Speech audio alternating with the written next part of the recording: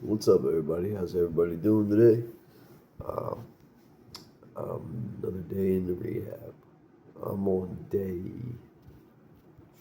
like 40, I think, 42 maybe. I've been here. There's three phases here. There's 3.5. Well, no, I'm sorry. There's four. There's 3.7, which is detox, which means you come in, you failed a drug test for something, or you said you needed detox. Then you got 3.5, which is going. Oh, let me start over. 3.7, you don't have to do anything either. You don't have to do any groups. You can just lay in bed. They'll bring your trays to you and everything. Um, 3.5 is where you have to get up and go to groups. I think you spend like 5 hours a day in groups.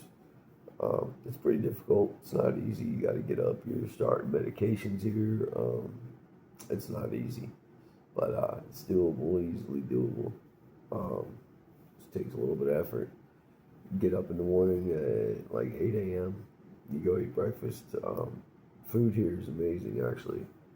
Shout out to the people in the kitchen for sure. Big Girl, Troy, all of them in the kitchen are amazing. Um, I'm at Pyramid Rehab right now. It's in New River Recovery Center in Bradford, Virginia. So yeah, you get up and do all those things for group, and there's a nice gym here that they give you an hour a day for rec. It's like a 1990s Nautilus gym system, but it's not bad actually. I'll probably show a video of it one day in the future here. There's a big basketball gym. It's not bad here, honestly. Like drug rehab's not bad. So that's a 3.5 level. 3.1 is where I'm at now. That's when you get your phone back from 8 in the morning till 5 in the afternoon. You got to give the phone up. But you get your phone back at 5 in the afternoon. You're allowed to have it all weekend. You do the same amount of groups during the day. No, I'm sorry. Yeah, it's the same amount of groups during the day, except for Friday. You get off at 3:30 instead of 5. Um, yeah, other than having your phone and the weekends off, 3.1, the step down from 3.5 is just easier living. From there, you can go to 2.5, which is what I'm trying to go to, but it's hard to do. 2.5, there's only like 10 beds here, but 2.5, you can actually leave. You go out from 8 in the morning till 3 in the afternoon. They'll work with you if you get a job on your work hours and whatnot. So that's cool. That's what I'm trying to get to. To think of where I came from to where I'm at now, I'm grateful for sure because this is a lot better than a jail cell. And from here, I have to turn myself in to Patrick County for one drug test that I failed since I've been out of the rehabs lately. I'll go into all that later. Um, so back to this place. The food's good. Living situation isn't bad. During the groups, it's actually pretty good. I mean, they talk about drug addiction. They tell you about ways to live differently.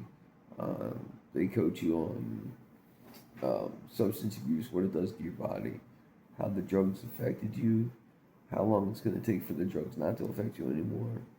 Um, it's basically an education on drugs and the addiction of drugs, what it does to you, why you became addicted. I'm not gonna lie, the drug rehab situation in America is actually quite helpful if you're really ready to quit. That tends to be the scenario that's rare around these places because everybody is, I hate to say it, but like either homeless, which is good because that means you hit rock bottom most likely.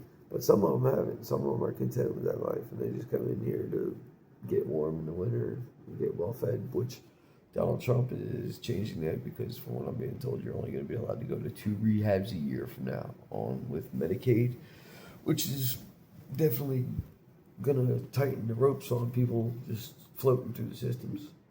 Um, so, back to my criminal history from before here. Um, the first time I got locked up was for gun possession. I got caught with a sawed-off shotgun in New Jersey. Prior to that, I was charged with robberies, burglaries, identity theft on my own father, which was crazy and horrible. I'll get into that in the future too, which ended up costing the relationship with my father further down the road. That was just one of the strikes that he let me get. He let me get many before he cut me off. Um, Drugs have led me to do things that were horrible. I've never done anything gay. I've never done. I've never raped anybody. I've never done anything of that nature, and definitely never did anything against children. But I've done everything short of that, probably. Um, I've robbed. I've stolen. I've cheated. I've lied. I've lived a life of just turmoil caused by all my actions, and through all my actions, I've really lost everything. I lost my father, a relationship with my father. I lost a relationship with my sister, who now has a husband and a daughter, which I haven't even met physically. Um, that's really painful for me. To think of all the harmful things I've done to my family and loved ones, people that actually cared about me, the way I lied to them and treated them, that's something that is tough to deal with. Um, Drugs have definitely destroyed my life, and I know I can get it back because I've seen it firsthand. I was at a place called Hope Center Ministries in Axton, Virginia, and I won't mention any names, but there was people that I know that were living in storage units who went to the Hope Center, found God, um, got off of drugs, and they did all that in such a short period of time. I mean, 1 year they had it together, and upon completion of the Hope Center, like the one guy just got, the guy that was living in the storage unit got a truck that was probably $40,000 truck. No, I think it was more than that, maybe. But either way, he's doing a lot better. He's got a wife, he's got stepkids, a house, a nice vehicle, good job, doing great. And he did all that within like 3 years of getting out of the slump he was in with drugs.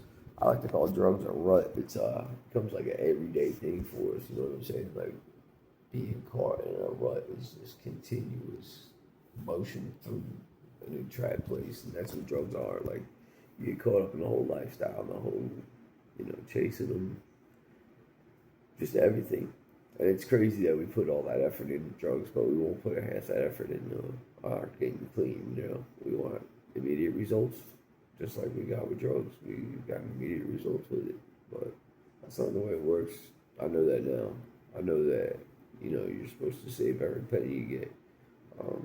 Cherish what God gives you, man. Like, I'm grateful for the bed I'm sleeping on. It's the way you look at things. I'm grateful for the food here. I'm grateful for the air conditioning and heat.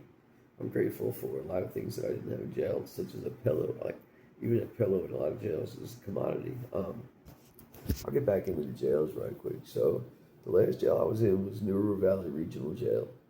New River Valley Regional Jail is in Dublin, Virginia. And I will honestly say that's one of the toughest places to do time at. There's a big difference between jail and prison.